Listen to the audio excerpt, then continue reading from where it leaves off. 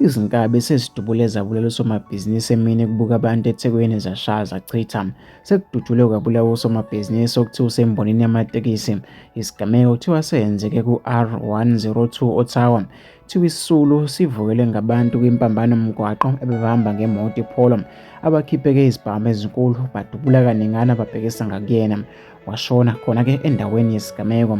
Abazibonele bathi-ke izinkabi bezingasifihlile ubuso, bezibonakala njengabantu abakade beqala ukubulala ngokukhulu-ke ukushesha. Kuthiwa-ke bese ziqedile reaction unit SA bathi kusomabhizinisi uthole namanxeba okudutshula ekhanda. Kuqinisekisiwe ukushona kwakhe endaweni yesigameko ngamaphoyisa engakafiki noma-ke bengakafiki endaweni yesigameko.